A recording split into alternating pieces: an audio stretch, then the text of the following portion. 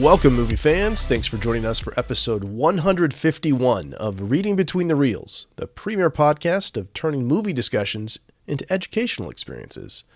If you're a new listener, we're so glad you found us. And if you've been enjoying the show, please like, follow, and subscribe, and leave us a 5-star review on iTunes or Spotify.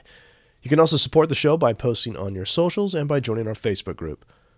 I'm Craig Dickinson, and today on the show, we're bringing you the 6th and final entry in this year's series of Star Wars conversations with my English classes, and this one features the return of Aaron Harris. What makes these movies so memorable for you? What makes it memorable for me is the experiences I had watching them. A lot of them with friends and people who became friends, that those friendships have lasted a lifetime. That's what's made them memorable for me. Mm-hmm.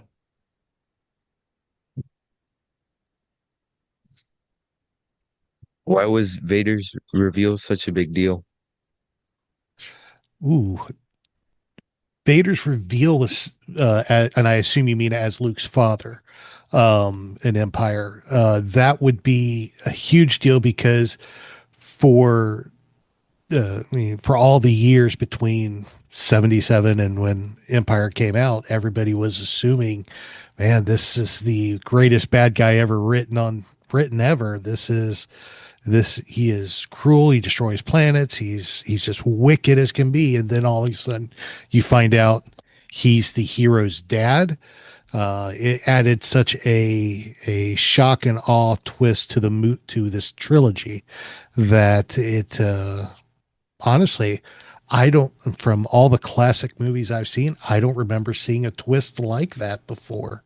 So I think it would made it unique in the genre and in the time period it was released in. Thank you. You're welcome. How does the Emperor control people? Oh, the Emperor controls people very stealthily.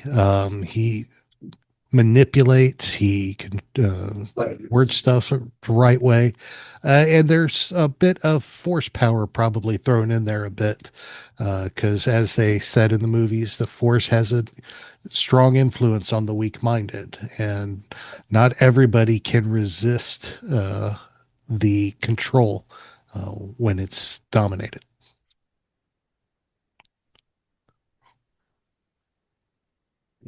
In your opinion, what's the best Star Wars movie? Uh, First off, love the shirt. Second off, would be the first one, 77, the original Star Wars, A New Hope. What's your least favorite Star Wars movie? My least favorite? Rise of Skywalker. The last one. Hello. Hi. Which Star Wars character is widely considered unpopular but is secretly your favorite? That is a good one. Wildly unpopular, but secretly my favorite.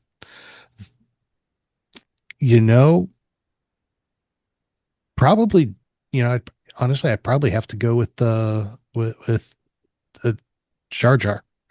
A lot of people did not like the character. Thought he's annoying, too kiddish. But I found him just a good character. I found him well written. I found him overall very likable. Yes, he could be a little annoying, but I think all of us can be at some point. So I liked Jar Jar. Okay. Thank you. You're welcome. Hi. Hi. In your opinion, which risks were worth taking and which ones were not worth taking? Are we talking about in the making of the movies, or are we talking about No. in the story itself? In the story itself. In the story itself, risks worth taking was definitely the biggest risk of all was at the attack on the Death Star. That was the biggest risk taken in the movie. And was it worth it? I mean, when you balance it out, it's either don't do anything and you're destroyed, or do something and you have a small percentage chance of surviving. So worth it? Yeah, I would say that would have the biggest risk and what was worth it for sure. Thank you. You're welcome. Hey, Hi.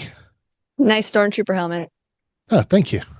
I got So, 3 more sitting on the other side you can't see. Wow. So, do you think Han and Leia's relationship is considered toxic? Yes or no, and why? Is it considered toxic? Do you believe it's toxic? Do I? I don't know. I wouldn't believe it's toxic. I think they just, you come from 2 different worlds, a princess and a smuggler. There's going to be clashes in ideologies and clashes in personalities. And I wouldn't consider it toxic. I would just consider it, they got a lot to work through. It's iffy on me. It's sometimes toxic, it's sometimes not. Yeah. It can go back and forth. I mean, like Obi-Wan said, it's all true depending on your point of view. Thank you. You're welcome. Hello. Hi. So, to the original trilogy, George Lucas made some, he added some things. What things do you think he added that was good and it made the trilogy better? And what do you think made the trilogy worse? Okay. Made it better. I think he, with the special editions, going in, adding the additional scenes and updating some of the special effects, definitely worth it in the long run. What he changed that was not that, and you're probably going to get this answer from 99% of all Star Wars fans, is Han shot first. I don't care how he re-edits it. Han shot first, not Greedo. Oh, okay. Thank you. You're welcome. Hi. Hi. In your opinion, what do you think would happen if Palpatine persuaded Luke to join the dark side? Ooh, we would have a lot more fun in the movies after that. Yeah. It would of course be the end of the rebellion. Mhm. It would be the changing of, everything would change at that point. Cause by the rule of 2, Vader would be gone. So it'd just be Palpatine and Luke. And Luke at that point still even has a lot to learn still. So I think his influence over Luke would be a lot stronger than it would have been over Vader if he could have made that connection to flip him. Yeah. And I think the galaxy would have been under a dark shadow for a long time. Yeah.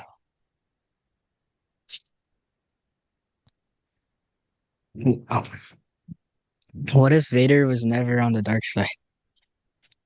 What if Vader never turned to the dark side? Well, we wouldn't have much of a story after Revenge of the Sith.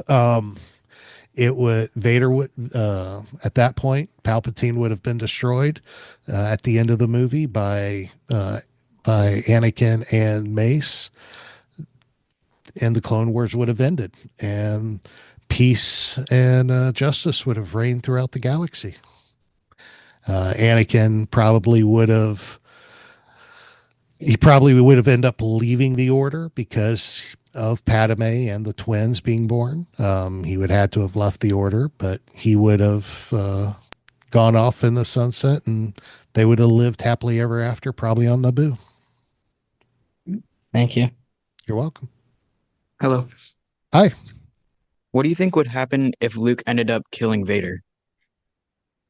If Luke would have killed him, well,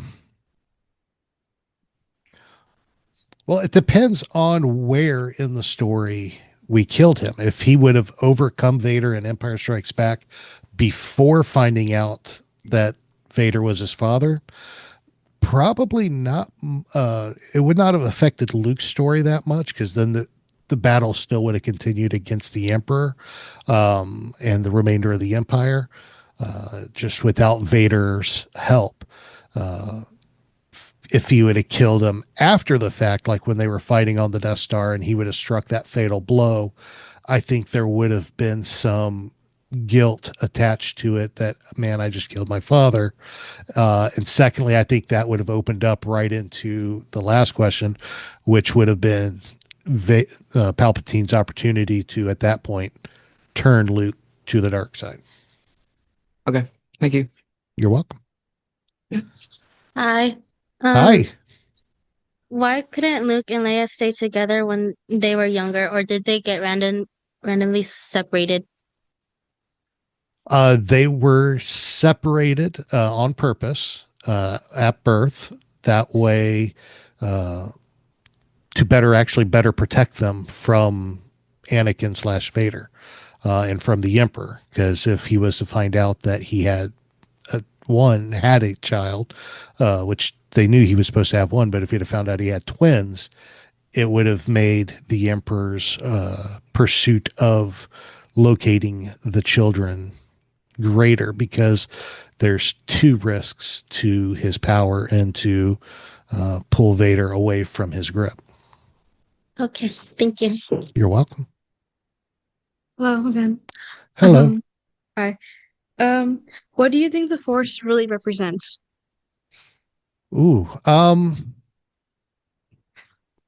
Again, this is all depending on your point of view.